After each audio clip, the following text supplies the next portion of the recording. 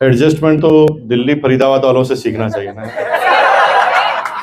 कैसे जगह बना लेते हैं जहां पर भी जाते हैं। तो निश्चित रूप से चैलेंज आए होंगे, कोई हॉल था वो कैंसिल हुआ और आपने छोटे से हॉल में ये प्रोग्राम ऑर्गेनाइज कर दिया। बधाई देता हूं आपको। जीवन में मारवाड़ी लोग बहुत आगे बढ़े हैं क्योंकि उनको एडजस्टमेंट आता था। क्यों आता था? क्योंकि वहां पर बारिश बिल्कुल नहीं होती थी, फसल नहीं होती थी, गर्मी 50 पे जाती थी, सर्दी -1 पर जाती थी, और यही परिस्थितियां उनको टॉप पर ले गई। और आपने अगर एडजस्टमेंट सीख लिया ना, जहां पर जाएं वहां पर एडजस्ट हो जाएं, तो फिर आपको भी टॉप पर जाने से कोई रोक नहीं सकता। धन्यवाद। नमस्कार। कैसे हैं आप लोग? और जो चुपचाप बैठे हैं वो, समस्या थोड़ी सी चुपचाप रहने वालों की ज्यादा होती है ना। आप घर पर जाएं और आपकी बीवी एकदम चुप है तो समस्या कम होने वाली कि बढ़ने वाली? चुपचाप रहने वालों की समस्या थोड़ी ज्यादा होती है। पुलिस वाला आ जाए यहाँ पर, वो बोले चोरी हो गई, बताओ किसने की, फंसेगा वही जो चुप रहेगा। तो चुप नहीं रहना, कीप कम्युनिकेट प्लीज, बातचीत जारी रखिए। एक सर्वे आया अभी लेटेस्ट, जो मैं थोड़ा सा आपको बताना चाहता हूं। पूरी दुनिया के लोगों ने, यूरोपियन जो एसोसिएशन है उन्होंने हिंदुस्तान के ऊपर सर्वे किया, तो एक जानकारी प्राप्त हुई कि दुनिया में सबसे कम तलाक हिंदुस्तान में होते हैं। दुनिया में सबसे कम तलाक कहां होते हैं? हिंदुस्तान में होते हैं। तो रिपोर्ट आई, रिपोर्ट 4-5 पेज की थी। तो पहले पॉइंट पे लिखा था क्योंकि यहां पर पति पत्नी झगड़ा बहुत करते हैं। तो रिपोर्ट कर पढ़कर मैंने कहा यार ये कैसी रिपोर्ट है, झगड़ा होने से तो तलाक होने चाहिए। लेकिन इस पहली रिपोर्ट के पहले पॉइंट पे लिखा है क्योंकि यहाँ के पति पत्नी झगड़ा बहुत करते हैं। तो मैं बीच में बोल पड़ा, मैंने कहा ये क्या रिपोर्ट है? वो कहा सुन तो सही, दूसरी पढ़। तो मैंने दूसरी पढ़ी तो वहां पे लिखा कि झगड़ा तो बहुत करते हैं लेकिन झगड़ा खत्म होते ही बात करते हैं। क्या लिखा हुआ था? झगड़ा खत्म होते ही क्या कर लेते हैं? वापस बात कर लेते हैं, और इसलिए रिश्ते लंबे चलते हैं, है ना। हिंदुस्तान ऐसा मुल्क है कि पति पत्नी बहुत तेज झगड़ा करते हैं, इतना तेज झगड़ा करते हैं, लेकिन अचानक घर में मेहमान आ जाए तो ए जी ओ जी इतने प्यार से बात करते हैं जैसे दुनिया में सबसे ज्यादा प्रेम इन्हीं के घर में। ठीक कह रहा हूं कि नहीं कह रहा हूं? पति पत्नी के झगड़ा हो रहा है और बच्चे के चोट लग जाए तो पति पत्नी झगड़े को थोड़ा साइड में रखते हैं और थोड़ा कॉन्सेंट्रेट ऑन सन, है ना, जो अपने बेबी है उसके ऊपर पूरा ध्यान दे देते हैं। वो ये क्या करते हैं? झगड़ा रोज करते हैं लेकिन बातचीत चालू रखते हैं। जैसे दिन भर झगड़ा किया, शाम को फिर बात कर लेते हैं, फिर झगड़ा किया, फिर बात कर लेते हैं, तो जीवन लंबा चलता रहता है। तो मैं सारे शादीशुदा जोड़े जो झगड़ा करते हैं उनको बहुत बहुत बधाई देता हूं कि आपको ये झगड़ा जारी रखना है, कभी भी बंद नहीं करना है ना। कंटिन्यू झगड़ा जारी रखिए, लेकिन झगड़ा खत्म होते ही बात चालू कर दीजिए, ठीक है ना। झगड़े में कोई कमी है तो तलवार लेकर आइए, तलवार से झगड़ा कीजिए, लेकिन बातचीत बाद में चालू करनी। झगड़ा खत्म होते क्या करनी है? बातचीत कंटिन्यू करनी है। अगर बातचीत कंटिन्यू करते रहेंगे ना तो जीवन में सारी समस्याओं का हल बातचीत से है। दुनिया के हर महान व्यक्ति ये कहते हैं, देश की बड़ी बड़ी समस्या भी होती है तो कहते हैं बातचीत के जरिए सुलझाओ, है ना। झगड़ा करने का कोई सॉल्यूशन नहीं मिलेगा, बातचीत करेंगे। लेकिन यूरोपियन कल्चर में आप जाएं या वेस्टर्न कल्चर में आप जाएं तो वहां ऐसा नहीं होता। वहां पर क्या होता है? झगड़ा करके दोनों अलग अलग कमरे में सो जाते हैं। फिर क्या होता है? दोनों एक दूसरे के बारे में कुछ भी सोचते हैं।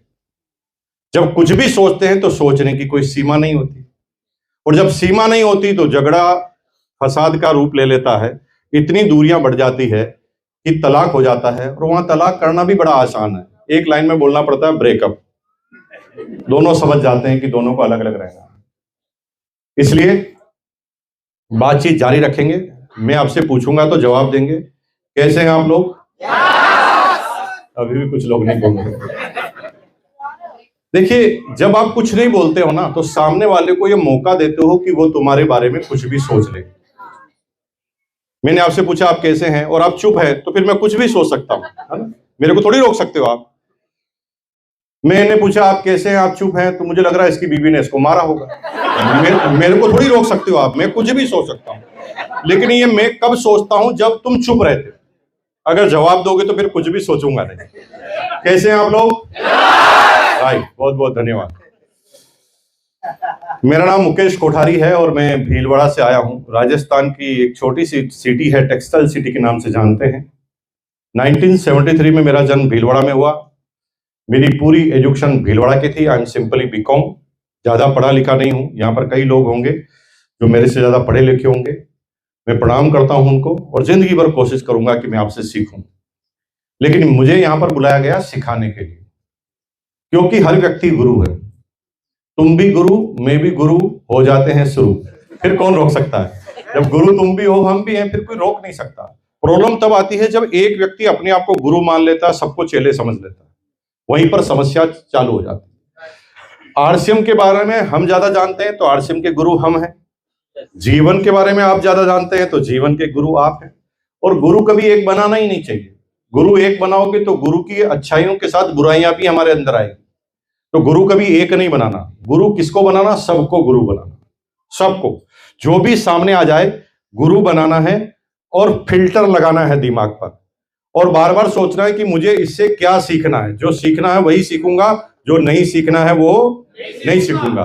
तो मेरी अपलाइन ने हमेशा कहा है कि सीखना चाहो तो नाली में पड़ा हुआ शराबी भी सिखा देता है, इतनी नहीं पीनी चाहिए।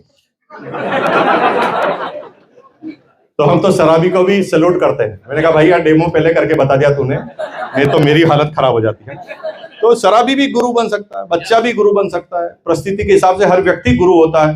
बस फर्क इतना है कि जैसे आप आईएएस अफसर हैं और आपको रोटी बनाना सीखना है तो हमारी बहन से ही सीखना पड़ेगा, वहां पर गुरु वो है। जीवन में दूसरी जगह गुरु आप हो सकते हैं। सभी गुरु मानिए और सभी अपने आप को स्टूडेंट मानिए, समस्या ही खत्म। ठीक है जी? तो आप भी गुरु, हम भी गुरु, तो हो जाए शुरू। फिर कोई दिक्कत नहीं। अब कोई ईगो तो नहीं रहा ना आपका, यार ये मुकेश कोठारी मुझे क्या सिखाएगा? नहीं सिखा सकता भाई, मुझे अच्छी तरह पता है, तुम भी तो गुरु हो। थोड़ा बहुत मैं जानता हूँ, थोड़ा बहुत तुम जानते हो। नैया पार लगा देंगे ना, जब आगे आगे चलते जाएंगे नैया पार हो जाएगी। तो 1973 में जन्म के बाद अपनी इंटर एजुकेशन लेने के बाद एक प्राइवेट नौकरी से मैंने अपना इकोनॉमिकल करियर चालू किया था और मेरी पहली सैलरी थी 750 रुपए, 750 रुपीज ओनली। 750 रुपए की नौकरी मुझे क्यों करनी पड़ी? क्योंकि पिताजी करोड़पति थे। यस,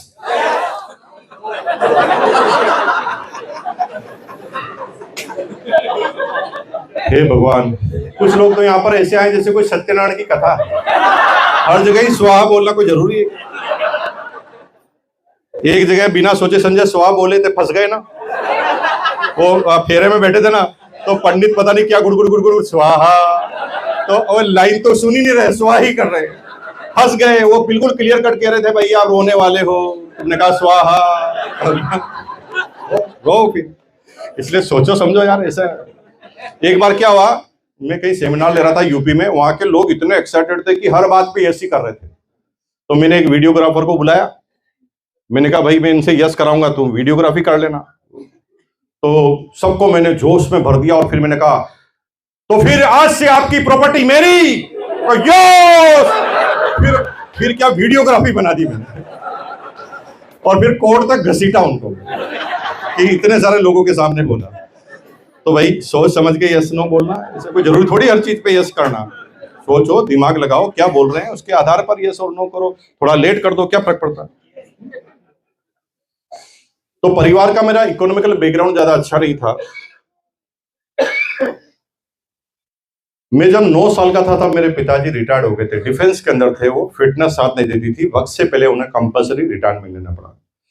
मेरी एकदम छोटी सी क्यूट सी फैमिली थी, माँ बाप और आधा दर्जन बच्चे।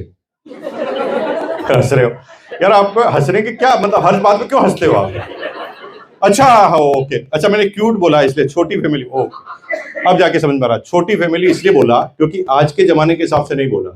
आज के जमाने में एक दो का हिसाब है। हिंदुस्तान के लोग अब तो जागे हैं कि बच्चे कम पैदा करें। उससे पहले आजादी के बाद हमारे बुजुर्ग लोगों ने इतना गजब का काम किया कि साला बच्चे पैदा करने के अलावा कोई काम ही नहीं किया। और मजे की बात है, साला चाइना को पीछे कर दिया पूरा का पूरा, इतने बच्चे पैदा हो गए। तो आज के अभी तो अपन एक दो की बात करते हैं, लेकिन आज के 50 60 70 साल पहले ऐसे कोई गिन गिन कर पैदा नहीं करता। हमारे पूरे मोहल्ले में सबसे छोटी फैमिली मेरी थी, पूरे मोहल्ले में सबसे छोटी। हमारे पड़ोस में लोढ़ा साहब थे, उनके 11 बच्चे। पूरी क्रिकेट की टीम घर पर ही थी, एम्पायर भी घर पर ही, है ना। तो उस समय सबसे छोटी फैमिली पूरी, आई थिंक पूरे मोहल्ले में हमारी ही थी। माँ बाप संघर्ष कर रहे थे, उनके जीवन के पर्सनल सपने खत्म हो गए थे। बस वो किसी तरह चाहते थे, 250 रुपए पेंशन आती थी, माँ अचार पापड़ चटनी बनाकर घरों घरों में बेचा करती थी, और वो सपना था कि किसी तरह सारे बच्चे पढ़ लिख जाए, और उनका फोकस था मेरे ऊपर। मैं सबसे छोटा था, तो सोचते थे कि अंतिम जिम्मेदारी भी पूरी हो जाए, तो वो मेरे ऊपर ज्यादा एकाग्र होते थे। लेकिन पढ़ने लिखने में मेरी रुचि नहीं थी, बिल्कुल भी रुचि नहीं थी। फिर भी मैं बीकॉम हुआ, फिर मैंने नौकरी की, फिर मैं बिजनेस में आया, फिर आरसीएम बिजनेस में आया। आरसीएम में आने के बाद 23 साल मुझे बीत गए। 23 साल में हर कुछ जो जीवन में सोचा था वो सब कुछ किया। ये सारा क्या क्या मुझे मिला, मैंने अपने जीवन में क्या क्या किया, लेकिन ये किया कैसे, लेकिन किया क्यों, ये सारी बातें मैं अब आपके सामने बताने वाला हूं। और ये भी बता के जाऊंगा करना क्या है, आप लोगों को करना क्या है। हम लोग लकीर के फकीर होते हैं, जो करना हो तो छोड़ देते हैं, केवल ऊपर ऊपर से डेकोरम कर देते हैं। अंदर की चीजें आना जरूरी है, और सारी बात करेंगे। लेकिन मैं अपनी बात करने से पहले मेरी डॉटर से आपको मिलाना चाहता हूं। मेरी डॉटर, जिसका नाम है अंजलि कोठारी, मिलाना चाहता हूं। उद्देश्य समझ लीजिए मेरा, आप में से सब लोग आरसीएम में उससे ज्यादा जानते हैं, उससे ज्यादा जानते हैं, क्योंकि उसने तो आरसीएम ज्वाइन किया अभी मार्च में। तो आप में से किसी भी व्यक्ति को आरसीएम नहीं सिखा सकते, क्योंकि आरसीएम में आपका नॉलेज उससे ज्यादा है। लेकिन आपने आरसीएम ज्यादा किया है, उसने आरसीएम देखा ज्यादा है, क्योंकि वो 24 साल की है और आरसीएम 23 साल का है। 23 साल से मुझे आरसीएम करते हुए देख रही है। जब वो 1 साल की थी, होश संभाला ना, तब से वो जानती है कि पापा कब उठते थे, कब जाते थे, लोग कैसे आते थे, वो कैसे रिएक्ट करते थे, पूरे दिन में क्या काम करते थे, स्कूटर पर कैसे दौड़ भाग करते थे, सर्दी गर्मी में क्या होता था, सफलता मिली तो क्या हुआ। ये इतनी बारीकी से वो सारी ज्यादा चीजें जानती थी। लेकिन कहते ना कि दिए तले अंधेरा, तो हम पूरी दुनिया को समझा रहे थे, लेकिन घर वाले नहीं समझ रहे थे। बच्चों को क्या समझ में आता वो हमें पता नहीं था। तो बच्चे आरसीएम से दूर होते जा रहे थे, इतने दूर हो गए कि उन्होंने इकोनॉमिकल क्राइसिस तो कभी देखी नहीं। पैसे की वैल्यू क्या होती है वो तो आप लोग जो अलग अलग स्टेट से यहाँ पर आकर बसे हैं वो जानते हैं, है ना। ये थोड़े से चंद पैसों के लिए आपको स्टेट छोड़ने पड़े, अपने घर बार को छोड़कर फरीदाबाद पे दिल्ली में आकर बसना पड़ा। तो पैसों की वैल्यू ये बच्चे जो अच्छे जगह पर पैदा हुए हैं उनको पता नहीं है। क्योंकि जब वो 2 साल की थी तो ना, मेरा आरसीएम बिजनेस का 1 महीने का कमीशन 2,85,000 का था। 1 महीने का 2,85,000 का, जब वो 2 साल की थी। तो इकोनॉमिकल क्राइसिस क्या होता उन्हें पता नहीं है। मेरी पूरी इंटायर एजुकेशन हुई है 5 रुपए सालाना फीस में। गवर्नमेंट स्कूल के अंदर 5 रुपए सालाना फीस लगती थी, उसमें मेरी एजुकेशन हुई। और जब वो 2nd, 3rd, 4th क्लास में पढ़ती थी तो उसकी फीस थी 7 लाख रुपए पर ईयर। अभी के हिसाब से बात करें, 2002 के बाद अभी के हिसाब से बात करें तो 25 लाख रुपए पर ईयर, इतनी फीस में वो स्कूलिंग की। बिट्स पिलानी के अंदर उसकी पूरी पूरी इंटायर एजुकेशन हुई, बिल्डा इंटरनेशनल स्कूल के अंदर। 12th किया उसने, फिर अमेरिकन इंस्टीट्यूट से फैशन कम्युनिकेशन की डिग्री ली। एक होता है फैशन डिजाइनर, एक होता है फैशन कम्युनिकेशन। डिजाइनर मतलब कपड़े बनाना, कम्युनिकेशन मतलब कपड़े की मार्केटिंग करना। तो फैशन कम्युनिकेशन की डिग्री ली। फिर उसने जॉब चालू किया मुंबई में, पीआर का, पब्लिक रिलेशनशिप ऑफिसर का जॉब चालू किया, फिल्मी सेलिब्रिटी का। तो शाहिद कपूर, अनिल कपूर, प्रियंका चोपड़ा, इन सब की वो पीआर रही है। पीआर का मतलब क्या पहले समझ लीजिए। पब्लिक जो होती है ना, उसके अंदर एक सेलिब्रिटी की इमेज कैसी हो, ये पीआर डिसाइड करता है ना। पीआर कहता है ऐसा ऐसा करो ताकि पब्लिक आपके बारे में ये सोचेगी। जैसे नरेंद्र मोदी जी को आपने कोविड में दाढ़ी बढ़ाते हुए देखा कि नहीं देखा? कितनी बड़ी दाढ़ी कर ली थी उन्होंने। ये उनका आइडिया नहीं था, वो उनके पीआर का आइडिया था। पीआर ने उन्हें समझाया कि कोविड में सब लोग परेशान हैं, नौकरियां छिन रही है, रोजगार जा रहे हैं, भूखे मर रहे हैं लोग बाग, मर रहे हैं लोग बाग, और तुम अगर दाढ़ी बनाकर घूमोगे तो लोगों को तुम्हारे पर गुस्सा आएगा, दाढ़ी बढ़ा लो। और उन्होंने दाढ़ी बढ़ाकर मैसेज दे दिया, भाई और बहनों, दुखी तुम अकेले नहीं हो, मैं भी हूं, देखो दाढ़ी बढ़ा। ये पीआर का काम होता है। पद्मावत फिल्म आपने देखी, तो पद्मावत फिल्म में फिल्म रिलीज होने से पहले, फिल्म की शूटिंग होने से पहले केस हो गए। अरे भाई अभी फिल्म में है ही क्या यही पता नहीं है, तो पहले कैसे केस हो सकते हैं। तो मजे की बात यह है, केस होते नहीं, पीआर के द्वारा करवाए जाते हैं। पब्लिक ताकि सोचे कि इसके अंदर कोई खास बात है, केस हुआ इसका मतलब इसको देखना ही है। कहीं पर भी दो आदमी झगड़ा करते हैं तो हमारी आदत क्या होती है, हम सुनते हैं झगड़ा क्यों हो रहा है ना। क्योंकि जब तक क्यूरियोसिटी पैदा नहीं करते तब तक आदमी हिट नहीं होता। तो हर सेलिब्रिटी के, फिल्मी सेलिब्रिटी जितने भी सितारे हैं, राजनीतिक सितारे हैं, सबके पीआर होते हैं, और वो पीआर ये डिसाइड करते हैं कि पब्लिक में इसकी क्या बात जानी चाहिए, क्या चीजें अखबार में छपनी चाहिए। वो अखबार वालों को भी कंट्रोल करते हैं पीआर वाले। तो पीआर की जॉब की, जब वो ट्रेनिंग पीरियड में थी तब 1 लाख सैलरी थी। पहले साल जब वो ट्रेनिंग पीरियड में थी तब 1 लाख रुपए पर मंथ की सैलरी थी। 10 साल वो पीआर में काम करती तो 15 लाख रुपए पर मंथ कमा लेती। लेकिन 2 साल जॉब करने के बाद उसे अच्छी तरह पता चल गया कि ये नौकरी क्या है, ये फिल्मी सितारों की चकाचौंध क्या है। और 2 साल नौकरी करने के बाद वो आरसीएम बिजनेस में आई। अभी फुल टाइम आरसीएम बिजनेस के अंदर है। और वो क्यों आई, इतनी बड़ी जॉब छोड़कर, सब कुछ उसके पास था, है ना, सारा इंफ्रास्ट्रक्चर उसके पास था, फिर उसे क्या जज गई, वो क्या सोचकर इसमें आई। अभी सबसे बड़ा चैलेंज क्या है, जो यंग जनरेशन के लोग हैं ना, उनके सोचने का नजरिया अलग है। वो चकाचौंध में रहते हैं, वो आईआईटी इंजीनियर करेंगे, डॉक्टर करेंगे, इंजीनियर बनेंगे। उनको पता नहीं कि कितने बड़े पापड़ बेलने पड़ने सकते हैं आपको वहां पर जाने के बाद। और जितनी भी जगह पर आप पढ़े लिखा करके आगे पहुंचेंगे ना, वहां पर आपको कहीं ना कहीं किसी न किसी के बॉस के नीचे ही काम करना पड़ेगा। आप आजादी की जिंदगी नहीं जी सकते। लेकिन उसे 2 साल में यह महसूस हुआ। आइए हम जानते हैं उसी की जवानी। मैंने आपको जैसे बताया कि मेरी पढ़ाई लिखाई का रुचि नहीं हुआ करती, तो रुचि किसमें हुआ करती थी। मेरी एज में सारे बच्चों की रुचि gilli danda, cricket, volleyball, football में हुआ करती थी। और मेरी रुचि थी पैसे कमाने में। और कौन सी क्लास में? 6ठी क्लास में। अब 6ठी क्लास में मुझे पैसे गिनना भी नहीं आता था, लेकिन पैसों में रुचि क्यों थी? क्योंकि माँ बाप के अंदर जब भी झगड़ा होता था तो उसकी वजह पैसा होती। मतलब पिताजी माताजी झगड़ा क्या करते थे, तुमने बजट बिगाड़ दिया, पैसे कम पड़ गए, अब ये पैसे कहां से आएंगे, पैसे पैसे पैसे पैसे। तो मैं 6ठी क्लास में सोच रहा था यार ये मुकेश कोठारी पैसा कमाना है, खूब सारा पैसा कमाना है।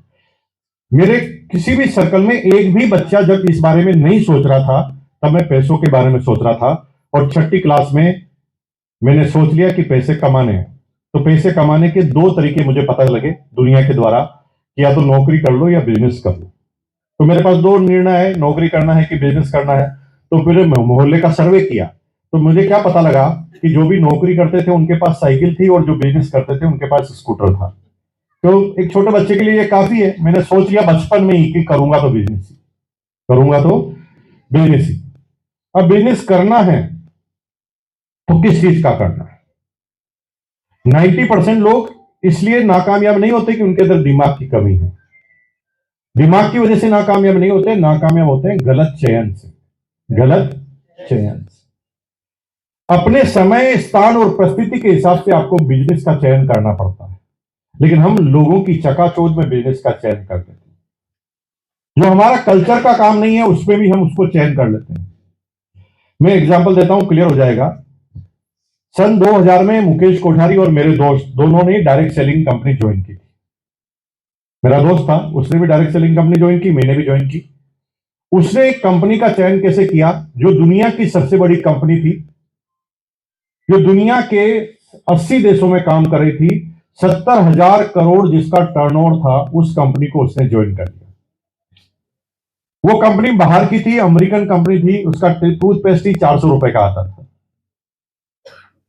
400 रुपए का टूथपेस्ट आता था। तो उसने प्रोडक्ट पर ध्यान नहीं दिया, अपनी परिस्थिति, अपने समय, अपने स्थान, अपने दोस्तों पे ध्यान नहीं दिया, अपना सर्कल क्या उस पर ध्यान नहीं दिया। उसने कहा मैं दुनिया की सबसे बड़ी कंपनी करूंगा। और हुआ ये कि वो शुरू में 2-4 बार तो जबरदस्ती किसी को टूथपेस्ट देकर आ गया, लेकिन उसके बाद उसके कोई ग्राहक ही नहीं बने, क्योंकि पूरे मोहल्ले में एक भी आदमी ऐसा नहीं था जो 400 रुपए का टूथपेस्ट खरीद ले। क्योंकि पूरे मोहल्ले में 400 रुपए पर डे सैलरी वाला आदमी नहीं था, और ये टूथपेस्ट 400 का बेच रहा था। तो उसकी परिस्थिति, उसके सर्कल ने उसे नाकामयाब कर दिया। और मैंने बिजनेस चालू किया, एक ऐसी कंपनी जिसके पास कोई अनुभव नहीं था, लेकिन वो एक ऐसे बेसिक प्रोडक्ट को लेकर आई मार्केट में जिसको कपड़ा कहते थे, और कपड़ा हर व्यक्ति पहनता था, और एक रीजनेबल प्राइस में लेकर आई थी। और मेरा बिजनेस तेज गति से चलने लगा, क्योंकि मेरे सर्कल के सारे लोग कपड़ा पहनते थे। और आपके तो मैंने एक ऐसा बिजनेस का चयन किया जो सब लोग करते थे और करना मजबूरी था। मेरा बिजनेस चल पड़ा। मेरे भाई, चयन आपको करना पड़ेगा, आपकी परिस्थिति, आपके समय के हिसाब से। तो बिजनेस क्या करूं? मैं अपने परम मित्र के पास गया और मैंने उससे पूछा, परम मित्र कौन है? पहले इसे समझ लीजिए। परम मित्र होता है हमारा अपना दिमाग, लेकिन हम परम मित्र समझते हैं पड़ोसी को। पड़ोसी किसी और का भी दोस्त हो सकता है, लेकिन आपका दिमाग आपके अलावा किसी का दोस्त नहीं होता। आपका दिमाग पड़ोसी के लिए काम नहीं कर सकता। और मजे की बात है, आपके दिमाग के पास अपना दिमाग भी नहीं होता, वो केवल आप ही का दिमाग होता है। और मजे की बात है, इससे जो कहो वही करता है। ये एक्स्ट्रा ऑर्डिनरी कोई अलग से काम नहीं करता, इसको जो कमांड देते हैं वही करता है। एग्जाम्पल देता हूं, क्लियर हो जाएगा। जैसे आपने बिजनेस किया, बिजनेस में लॉस हो गए, आप दिवालिया हो गए। अब सब लोग पैसा मांगते हैं आपसे, तो आप क्या करते हैं? पैसा मांगने से इतने परेशान हैं कि आप रात को लेट घर पर आते हैं, सुबह जल्दी निकल जाते हैं ताकि किसी को नजर ना आए। एक दिन आप रात को 1 बजे आकर सोए, नींद इतनी तेज लगी कि सुबह 7 बजे खुली, जाना 5 बजे था, लेकिन नींद 7 बजे खुली घंटे की आवाज से, टिंग टोंग। जब घंटे की आवाज देखी तो आपने थोड़ा सा खिड़की को धीरे से खोला और देखा तो लाला पैसे मांगने के लिए आया था। आप डर गए, आप परेशान हो गए, पसीना आ गया, और आपने अपने परम मित्र से पूछा। परम मित्र कौन है? दिमाग से पूछा, अरे लाला पैसे मांगने आ गया, कैसे बचूं? पूछा आपने, कैसे बचूं? अब इसका कोई दिमाग नहीं है कि ये फिर रिसर्च करेगा। आपने जो पूछा उसका तुरंत जवाब देगा, कैसे बचूं? तो इसने कहा भाग जा। आप जो पूछोगे वही तो जवाब देगा। आपने कहा कैसे बचूं? उसने कहा भाग जा। अरे कैसे भागूं? गेट पे तो लाला है। ये कहता खिड़की से भाग जा। अरे खिड़की से कैसे भागूं? फर्स्ट फ्लोर पे हूं। वो कह बीबी की साड़ी बांध के भाग जा। ये आगे से आगे जवाब देता है, ये सोचता नहीं, ये वही बोलता है जो इससे पूछते हो। तुमने प्रश्न ही उल्टा पुल्टा पूछा, कैसे बचूं? तुमने ये पूछा होता, ये मैं कब तक बचूंगा, ऐसी जिल्लत भरी जिंदगी कब तक जीऊंगा? मैं ऐसी जिंदगी नहीं जीना चाहता, मैं व्हाइट कॉलर की जिंदगी जीना चाहता हूं, सिर को खड़ा करके जिंदगी जीना चाहता हूं, बोल क्या करूं? तो फिर ये तुम्हें अलग राय देता। ये फिर कहता कि भाई, अगर तूने बिजनेस में लॉस किया है, तेरे से गलती हुई है, लोगों का पैसा डूबा है, लोगों को हताहत किया है, तो लोगों की तुझे सुनना पड़ेगा। जा, उसके गुस्से को सहन कर, वो गाली बके तो सुन, उसके सामने गर्दन झुका और धीरे और प्यार से पूरी बात सुनने के बाद उसे कहना, लाला जी मुझे पता है कि मेरा लॉस हुआ है, मुझे लॉस हुआ है, लेकिन मैं बेईमान आदमी नहीं हूं। मैं एक एक पैसा वापस आपका चुका सकता हूं। गलत समय के धार में मैं फंस गया हूं, थोड़ा मुझे समय दोगे, थोड़ा सा पैसा और उधार दोगे, तो फिर मैं एक नया बिजनेस करूंगा और मैं तुम्हारा एक एक पैसा वापस लौटा दूंगा। हेलो। और मजे की बात है, लाला के पास इसके अलावा कोई ऑप्शन ही नहीं। लाला तुम्हें मार देगा तो 1 भी रुपया नहीं मिलेगा, तुम्हें जिंदा रखने में ही उसका फायदा, और उसका अलग से फायदा नहीं है। तो जो पूछोगे वो जवाब देगा, गलत पूछोगे तो गलत जवाब मिलेगा, सही पूछोगे तो सही जवाब। तो मैंने परम मित्र के पास गया, मैंने कहा भाई क्या बिजनेस करूं? तो परम मित्र ने कहा, भाई तेरे सारे ग्राहक कौन से? मैंने कहा सारे ग्राहक मेरे 6ठी 7वीं 8वीं क्लास के बच्चे। तो सारे 6ठी 7वीं 8वीं क्लास के बच्चे किस लिए काम करते हैं? वो पतंग उड़ाते हैं। तो मैंने कहा फिर पतंग का बिजनेस कर ले। दिमाग नहीं का, पतंग का बिजनेस कर ले, क्योंकि सारे बच्चे पतंग उड़ाते हैं। पतंग का बिजनेस करना ठान लिया, लेकिन पता चला कि पतंग के बिजनेस करने के लिए पैसा चाहिए, पूंजी चाहिए। तो पूंजी कहां मिलेगी? सब लोगों से मांगी, सबने मना कर दिया, बहुत छोटा अभी कहां पैसा करेगा, मना कर दिया। तो अपने परम मित्र के पास गया और मैंने कहा यार कोई पैसा नहीं देता, कहां से लाऊं पैसा? तो परम मित्र ने कहा कोई देगा भी नहीं, तेरी एज ही नहीं है, तेरे अंदर वो सिंसियरिटी नहीं कि तुझे कोई पैसा देगा, तुझे कोई पैसा नहीं देगा, तुझे तेरा पैसा खुद इकट्ठा करना पड़ेगा। मैंने कहा कैसे करूं? वो खाता ना रोज टॉफी, मत खा। उसने ही आइडिया दे दिया और मैंने उस दिन से टॉफी खाना बंद कर दिया। 3 महीने तक एक भी टॉफी नहीं खाई। धीरे धीरे ये खबर पूरे क्लास में फैल गई क्लास के बच्चों ने मेरा नाम रख दिया कंजूस मक्खी चूस, क्योंकि मैं जब उनके सामने टॉफी नहीं खाता था तो उन्होंने नाम रख दिया। ठीक उसी तरह आपके पड़ोसी को पता नहीं है जब सुबह टाई पहनकर आप निकलते हैं तो ये क्या करने जा रहा है, तो वो भी तुम्हारा नाम रख देता है, आरसीएम आ रहा है, आरसीएम जा रहा है। बेचारे उसको भी पता नहीं है, मेरे दोस्तों को भी पता नहीं था, उन्होंने कहा ये कंजूस मक्खी चूस है, उसे मेरा उद्देश्य पता नहीं। लेकिन मैं परेशान नहीं होता था क्योंकि मेरा टारगेट मेरे सामने था, पैसे इकट्ठे करने थे, पतंग की दुकान लगानी थी। लेकिन कुछ लोगों का जन्म ही आपके जीवन को परेशान करने के लिए ही होता है। खास तौर से मेनका का नाम आपने सुना होगा। वो तपस्या भंग करने के लिए ही आते हैं, वो भगवान अल्लाह के द्वारा भेजे जाते हैं कि जा बेटा इसको जाकर परेशान कर, कितना जल्दी तू परेशान कर सकता है। मेरे लिए भी भगवान ने एक बच्ची को जन्म दिया था जिसका नाम था ललिता राजपूत। वो मेरी क्लासमेट हुआ करती थी। उसको पता चल गया कि मैं टॉफी नहीं खाता हूं तो उसको मुझे चिढ़ाने में बहुत मजा आता था। वो अपने ज्योमेट्री बॉक्स में हमेशा एक लॉलीपॉप रखा करती थी, अपने ज्योमेट्री बॉक्स में हमेशा एक लॉलीपॉप रखा करती थी। जुई में उसके सामने जाता था और रेपर खोलकर मेरे सामने चाटती थी, और मेरे जाते ही रेपर लगाकर वापस ज्योमेट्री बॉक्स में रख देती थी। मेरे लिए 1 महीना चलाती थी, उसके जीवन में और कोई टारगेट ही नहीं था, मैं बस इसको परेशान करना। आपके जीवन में भी ऐसे ही कई चंपालाल आएंगे जो आपको परेशान करेंगे, चिंता मत करना, सबके साथ हो। गुस्सा आता है जब कोई आदमी ज्यादा बहसबाजी करता है। जब ललिता राजपूत मुझे चिढ़ाती थी तो भगवान कसम इतना गुस्सा आता था कि ललिता की बच्ची को बताऊं कि मेरे पास कितने पैसे हैं, साले तेरे से ज्यादा पैसे मेरे पास है और तेरे से बड़ी टॉफी खा मैं सकता हूं। और मैं टॉफी लेने के लिए जाता था, तभी अचानक मेरा टारगेट मुझे याद आता था। मैंने कहा यार मैं किस जगह फंस गया हूं, ललिता से मुझे कौन सी सगाई करनी है, हट, मुझे क्या लेना देना इससे। मैं अपने टारगेट पर अड़िग हो जाता। समझाना चाहता हूं, जीवन में टारगेट रहेगा तो भटकोगे नहीं, और टारगेट नहीं रहेगा तो कोई भी आदमी आपको टारगेट बना लेगा। अभी कल हम पीलीभीत से आ रहे थे तो रास्ते में बस में आ रहे थे, क्योंकि हमारी ट्रेन 10 घंटा लेट हो गई, तो बस में आ रहे थे। वोल्वो बस के अंदर हमने क्या देखा कि कई जगह रोड का काम चल रहा था। रोड के पास जेसीबी मशीन गड्ढा खोद रही थी। जेसीबी मशीन गड्ढा खोद रही थी तो 100 आदमी केवल गड्ढे को खोदते हुए देख रहे थे। जेसीबी मशीन अंदर जाती वो पूरी गर्दन को अंदर ले जाती, जेसीबी मशीन बाहर आती वो पूरी गर्दन को बाहर लाती, और 100 आदमी ऐसा कर रहे थे। पता क्यों? क्योंकि वो जीवन में कोई टारगेट लेके निकले ही नहीं थे, तो जेसीबी मशीन ने टारगेट बना दिया। मैं नहीं रुका, मेरी बस वाला नहीं रुका, क्योंकि उसे दिल्ली आना था। जिसको ऑफिस जाना था वो नहीं रुका, जिसको स्कूल जाना था वो नहीं रुका, रुका वही जिसके पास कोई काम नहीं था। काम नहीं रहेगा तो कोई भी भटका देगा तुम्हें। मैंने ₹1.60 इकट्ठा कर दिया 1 साल में, क्योंकि सप्ताह में एक बार 5 पैसे 7 पैसे मिला करते थे। ₹1.60 1 साल लग गया। होलसेलर के पास गया पतंग लेने के लिए, तो होलसेलर ने कहा इतनी छोटी डील नहीं करते, मिनिमम ₹3 चाहिए। तो मैं अपने भाई के पास गया, मैंने कहा भाई तेरे पास भी ₹1.60 इकट्ठा हो गया, तू मुझे दे दे। उसने मुझे दिया कि नहीं दिया ये प्रश्न है ही नहीं। उसने मुझे दिया कि नहीं दिया ये नहीं प्रश्न है, प्रश्न ये है कि उसने इकट्ठा क्यों किया। भाई मैंने तो पतंग की दुकान लगानी थी, उसको तो कुछ लगाना ही नहीं था, फिर उसने इकट्ठा क्यों किया। जीवन में संगत का असर होता है, जैसी संगत वैसी रंगत।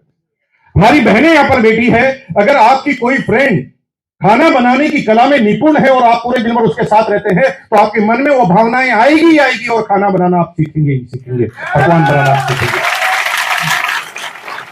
आप आवारा मवाली के साथ रहे और आवारा मवाली जैसे गुण आपके अंदर ना आए, ऐसा संभव ही नहीं।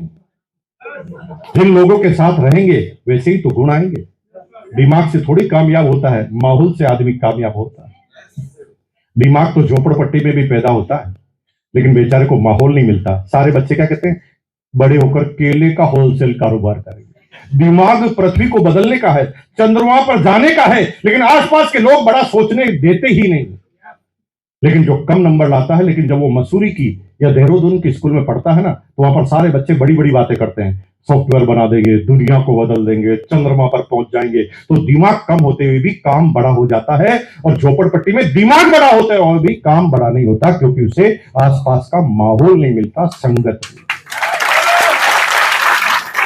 जीवन में बड़ा बनना है तो संगत जोरदार कर लेना। मुकेश कोठारी की संगत ऐसी थी कि 9वीं क्लास आदमी था, सारे बच्चे काम चोर थे, फ्री हो गए, जल्दी फ्री होकर चाय की केबिन पर जाकर बैठ जाते थे। लेकिन मैं बीसी छाबड़ा जी की संगत में आ गया और मैं उसकी गाड़ी में चिपक गया, और जब मैं उनके साथ बैठने लगा तो उनकी बातें सुनने लगा, उनके लोगों के संवाद को सुनने लगा, तो वो गुण मेरे अंदर आने लगे। और मुकेश कोठारी को निर्माण कर दिया बीसी छाबड़ा जी ने, क्योंकि उनकी संगत में मुकेश कोठारी आ गया।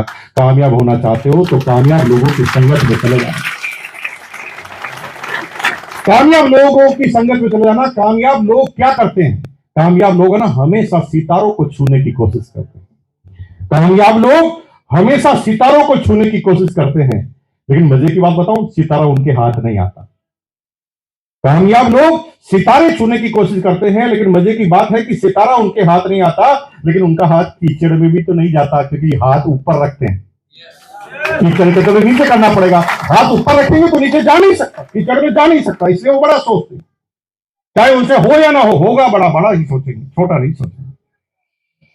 1 रुपया 60 पैसा भाई से उधार लिया, 3 रुपए 20 पैसे से पतंग की दुकान लगाई, और भाई साहब 3 महीने में पैसे को डबल कर दिया। छठी क्लास में डबल 3 महीने में। वहां से एंटरप्रेन्योरशिप की मेरी जर्नी चालू हुई, जो फिर कभी रुकी ही नहीं।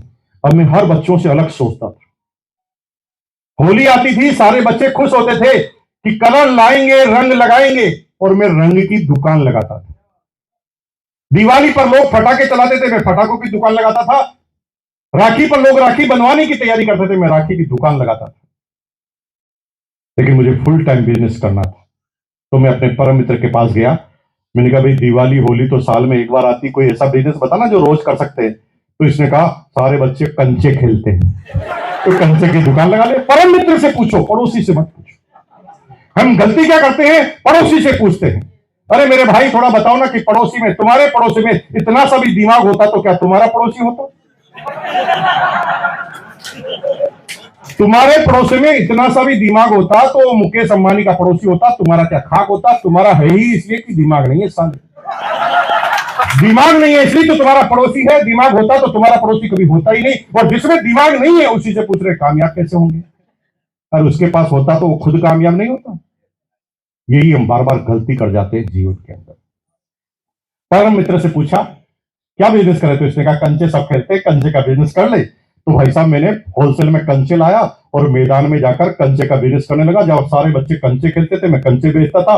हारने वाला रोता था, जीतने वाला हंसता था, लेकिन दोनों से हमारे कोई फर्क नहीं पड़ता था। हमारा तो प्रॉफिट समान ही था, हारे या जीते। हमने शुरू से ही ऐसे बिजनेस किए कि साला रोए या जीते, हारे या मरे, मेरे को कोई फर्क नहीं पड़ना चाहिए, मेरा काम जरूर होते रहना चाहिए। जब मैं 9वीं 10वीं क्लास में आया तो मेरे टीचर से ज्यादा इनकम मेरी थी। 9वीं 10वीं क्लास में मेरे टीचर से ज्यादा पैसे मैं कमाता था। लेकिन कभी कभी जीवन में अपॉर्चुनिटी मिलती है, उसे समझना पड़ता है। आज के 40 साल पहले फरीदाबाद में 200 रुपए स्क्वायर फीट में भी कोई जमीन खरीदने के लिए तैयार नहीं था। हेलो, 200 रुपए स्क्वायर गज में भी कोई जमीन लेने के लिए तैयार नहीं था।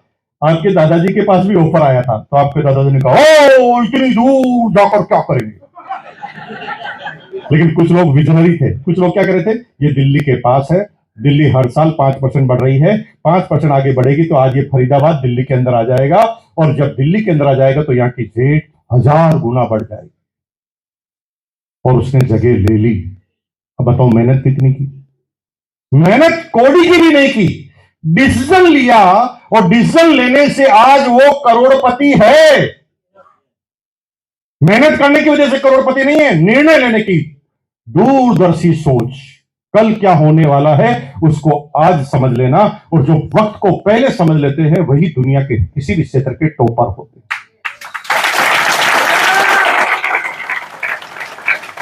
हिंदुस्तान में एलपीजी सिलेंडर की बहुत कमी थी उस समय, एलपीजी सिलेंडर की। तो मेरी मां ने बुकिंग कराई थी और 102 रुपए में सिलेंडर आता था, 102। तो खाली सिलेंडर लेकर जाना पड़ता था और भरा सिलेंडर लेकर आना पड़ता था। तो मेरी मां ने मुझे साइकिल पर सिलेंडर लगा दिया। साइकिल सिलेंडर पकड़ के चला नहीं सकता था, तो पैदल पैदल गया सिलेंडर पे ट्यूब लगा के, और मैं खाली सिलेंडर लेकर गया। उसको 102 रुपए दिए, गुलाबी कलर की पर्ची दी, उसने मुझे सिलेंडर निकालने की तैयारी की। तभी एक घटना घटी और वहां से मुझे बिजनेस हाथ में लग गया। घटना ये घटी कि एक आदमी आया, उसने कहा भाई साहब नंबर तो नहीं आया लेकिन सिलेंडर चाहिए, बहन की शादी है। उसने कहा नंबर नहीं आया है तो फिर ब्लैक में लेना पड़ेगा, 200 रुपए का मिलेगा। तभी मैंने डिसाइड कर लिया साला सिलेंडर का ही बिजनेस करें, क्योंकि इसमें 100% का मार्जिन है, कोई गाइड करने वाला नहीं था। हमने कहा बिल्कुल सिलेंडर का ही बिजनेस करेंगे। तो हमने उस सिलेंडर वाले से नहीं पूछा सिलेंडर कहां मिलेंगे, हमने परम मित्र से पूछा। परम मित्र के पास गए और मैंने कहा भाई सिलेंडर का बिजनेस करना है, डिसीजन ले लिया, लेकिन मिलेगा कहां? वो कहा किसी को नहीं मिलता सिलेंडर, इसके लिए एजेंसी लेनी पड़ती है, करोड़ों रुपए का इन्वेस्टमेंट करना पड़ता है, सिलेंडर तुझे नहीं मिलेगा। मैंने कहा नहीं फिर भी करना है तो सुन, सरकार महीने में 2 सिलेंडर एक फैमिली को देती है, तुझे ऐसी फैमिली को ढूंढना पड़ेगा जिनको मिलते तो 2 हैं लेकिन इस्तेमाल एक ही होता है। और मैंने पूरे मोहल्ले का सर्वे कर लिया कि कौन सी छोटी फैमिली है। जब अंकल घर से बाहर चले जाते थे तो हम आंटी के पास पहुंच जाते थे और आंटी को पूरा बिजनेस स्कीम समझाते थे। मैंने कहा आंटी जी सरकार महीने के कितने सिलेंडर देती है? 2। इस्तेमाल कितना होता है? एक का क्या करते हो? लेते ही नहीं। मैंने कहा यही गलती करते हो, सरकार से ले लो और हमें दे दो तो हम आपको 50 रुपए एक्स्ट्रा देंगे। सबने कहा ऐसा हो सकता है? मैंने कहा हो सकता है। सबने अपना अपना नाम लिखाया और मेरे पास लिस्ट तैयार हो गई सप्लायर की, जिसमें मेरा 1 भी रुपए का इन्वेस्टमेंट नहीं था, बस ये पता था कि सिलेंडर कहां पड़ा है। अब मैं रोज सिलेंडर वाले के पास जाके खड़ा हो जाता, वहां पर कोई भी ब्लैक में लेने आता, वो जो ही 200 रुपए बोलता, मैं उसकी शर्ट खींच के कहता 175 देगा, वो तुरंत राजी होता और मैं सीधा आंटी से मिला देता। आंटी 50 रुपए कमा लेती, मैं 25 रुपए कमा लेता। उस समय 25 रुपए सिलेंडर पे कमाता था, जब 7 रुपए लेबर की पूरे दिन की सैलरी होती थी। 7 रुपए पूरे दिन की सैलरी होती थी, जब मैं 25 रुपए एक सिलेंडर कमा लेता था। 2-2,500 रुपए महीने के कमाता था। जेब हमेशा भरी रहती थी, हमेशा जेब भरी रहती थी। पढ़ाई लिखाई में बिल्कुल रुचि नहीं थी, लेकिन क्लास के जितने भी, स्कूल के जितने भी गुंडे मवाली बदमाश बच्चे थे जो एक ही क्लास में 4-4 बार फेल हो चुके थे, वो सब हमारी जिगरी यार हुआ करते थे, क्योंकि सबके खाने पीने का इंतजाम हम किया करते थे, क्योंकि उनकी जेब में चवन्नी नहीं होती थी जब हमारी जेब में 1,500-2,000 रुपए होते थे। बड़े बड़े मुस्तंड पहलवान जो 4-4 साल से फेल हो रहे हैं, 80-80 किलो वजन हो गया। हमारा वजन था मात्र 42 किलो। हम 42 किलो के चड्डी पहलवान आगे आगे चलते थे और 80-80 किलो के बड़े बड़े पहलवान हमारे पीछे पीछे चला करते थे। और 80-80 किलो के आदमी आगे आकर बार बार अपनी परफॉर्मेंस बताते थे, मुकेश जी हुक्म करो क्या करना है। अरे भाई ये पैसों में कितनी ताकत होती तुम्हें पता नहीं है, कौन से आदमी को कहां पर पहुंचा देता है जब जेब में पैसा होता है। जब जेब में पैसा होता है सब पूछेंगे आप कैसे हैं, जब आपके जेब में थोड़े से पैसे, पूरी दुनिया बड़ी बड़ी रिश्तेदारियां निकालने के लिए आपके घर पर आ जाएगी। आप हमें नहीं जानते, हम आपके जीजा के साले के भतीजे। हेलो, पैसे लेकर तो आओ, पूरी दुनिया तुम्हारे पास आएगी, तुम्हारे चरणों में आएगी। खैर पढ़ाई लिखाई में रुचि नहीं थी, फिर भी हर साल पास होते थे, क्योंकि पास होने की हमारे पास एक नायाब टेक्नोलॉजी थी। कॉपी करने के हम बचपन से माहिर खिलाड़ी, इतने माहिर खिलाड़ी थे, हमारा शुरू से मानना था कि क्लास के सारे बच्चे पढ़ते तो हमें पढ़ने की क्या जरूरत है, जब वो कर रहे तो हमें करने। एक बार पहिए का आविष्कार हो गया तो बार बार करके करोगे क्या? जब वो बच्चा पढ़ रहा है तो हम उसी से पूछ लेंगे क्या पढ़ा है तूने। लेकिन बच्चे हमें बताएंगे क्यों? बच्चे हमें बताएंगे क्या? तो हम क्या करते थे, पहले ही तैयारी करते थे, पहले ही क्लास के होशियार बच्चों की लिस्ट बनाते थे। जीवन में टारगेट कभी भी हमने बनाए और पूरे हमेशा इसलिए हुए क्योंकि हम टारगेट को पूरा करना जानते थे। बिना टारगेट को, बिना प्लानिंग के कभी टारगेट लेते ही नहीं थे। सारे बच्चे जब पढ़ते थे तो हम लिस्ट बनाते थे कि कौन कौन पढ़ते हैं और होशियार बच्चों की लिस्ट बनाते थे। अब होशियार बच्चे हमें तो बताएंगे नहीं, तो हम सारे पहलवानों से दोस्ती क्यों किए थे? सारे पहलवानों को हम उनके घर पर ले जाते और उनको परिचय देते। ये है मोहन, इसने पिछले साल किसी का जबड़ा तोड़ा था। ये है सोहन, इसने टांगे तोड़ी हुई थी। और फिर उसको कहते थे भैया डरो मत, आपको मारने थोड़ी आए हैं, हमें पता है आप तो हमारी एग्जाम में मदद करोगे। वो कहा मदद करेंगे, सारा एग्जाम ही नहीं देंगे, फिर तेरे को दिलाएंगे। तो मदद की बात कर रहा, टांग कौन तोड़ाएगा? और मजे की बात है, एग्जाम होता था ना, एग्जाम होता था तो जिससे हम कॉपी करते थे उससे भी ज्यादा नंबर हमारे आते थे। अब कुछ लोग कह रहे हैं भाई साहब पढ़े लिखे लोगों को मिर्ची लग गई। वो कहते यार भाई साहब इतना तो मत फेंको यार, ये ठीक है, मान लिया मुकेश कोठारी होगा, कमाया होगा, तेरे को सब सम्मान कर रहा होगा, लेकिन फेंकने की तो हद कर यार भाई। ऐसा कैसे संभव है कि जिससे कॉपी करेगा उससे तेरे नंबर ज्यादा आएंगे? अरे भाई, यही गलती तुम बार बार कर रहे हो, यही गलती तुम्हारे दादाजी ने की थी। तुम्हारे दादाजी के पास एक आदमी आया था, उसने कहा लंदन में मैच होगा, फरीदाबाद में दिखाऊंगा, तो तुम्हारे दादाजी भी हंस पड़े। पागल हो गया क्या? इतनी बड़ी क्या दूरबीन बनाएगा? काश तुम्हारे दादाजी ने पूछा होता किस टेक्नोलॉजी से बताएगा, और वो टेक्नोलॉजी उस समय उनके हाथ लगी होती, तो भीलवाड़ा के सबसे टॉपेस्ट व्यक्ति में से एक होते में करीब। लेकिन उन्होंने हंस लिया, और तुम भी मेरे पर हंस रहे हो। अरे तुम पूछते तो बताता ना कैसे आते। ऐसे थोड़ी आता। वह ठीक है, नहीं को जाता तो दूसरी बात करते, अपने कोई फर्क नहीं पड़ता। बताओ तो टोटल आगे के जो 15-20 आदमी मेरे से पूछना चाहते हैं, मैं 100% मीटिंग के बाद बताऊंगा, क्योंकि सबका टाइम नहीं खराब करते हैं। वो नहीं पूछना चाहते तो क्यों बताएं? कितने पूछना चाहते हैं? कितने? जो पूछना चाहते हैं हाथ खड़ा करो एक बार।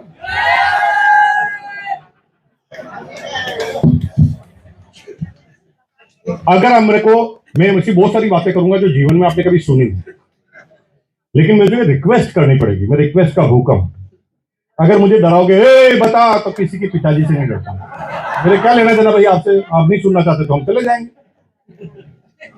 हाँ, रिक्वेस्ट करोगे तो बताऊंगा। रिक्वेस्ट करने का तरीका मैं बता देता हूं। सब लोग अपने हाथ को एक बार ऐसा करो, ऐसा करना है सबको। ये सीधा नहीं रखना, सीधा रखने से भिखारी की फील आती है। थोड़ा सा यूं यूं, है ना? और थोड़ा सा मेरे साथ बोलना है, बताओ बताओ। गर्दन नहीं हिल रहा, गर्दन नहीं हिल रहा तो ऐसे बोल रहा है अल्लाह के नाम पे दे दे। गर्दन गर्दन ऐसे, हाँ करो। अरे बताओ बताओ बताओ मेरे भाई, बताओ। बताता आपने कहा तो फिर बता देता। ज्यादा नंबर क्यों आते थे? क्योंकि हम टारगेट को डिवाइड करना जानते थे।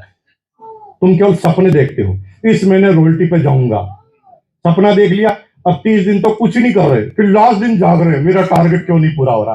अरे भाई 30 दिन का टारगेट था, तो 30 दिन में रोज का टारगेट बनाना चाहिए। रोज में 8 घंटे अगर वर्किंग है तो 1 घंटे का टारगेट बनाना चाहिए। 1 घंटे में रोज क्या क्या करना है ये तुम्हें पता होना चाहिए, तब टारगेट पूरे होते हैं ना। तुम क्या करते हो? सीधा सपना देख लेते हो, फिर टारगेट होता नहीं, लास्ट दिन में आप जहां धूं उल्टे पुल्टे काम कर देते हो।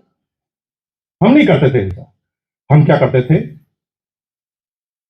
कौन कौन होशियार बच्चे की लिस्ट बनाते थे, कौन कौन किस सब्जेक्ट में होशियार है उसकी लिस्ट भी बनाते थे, और कौन कौन किस चैप्टर में होशियार है उसकी लिस्ट भी बनाते थे। मैथमेटिक्स का एग्जाम आता था तो हम पहले क्लियर कर लेते थे। ट्रिग्नोमेट्री का प्रश्न पूछेंगे तो इसी से पूछेंगे, ट्रिग्नोमेट्री में ये होशियार है, परसेंटेज में ये होशियार है, प्रॉफिट एंड लॉस में ये होशियार है। और एग्जाम आता तो उनसे भी ज्यादा नंबर हमारे क्यों आते? क्योंकि ये सारे बच्चे अपने दिमाग से पास होते, हम सबके दिमाग से पास।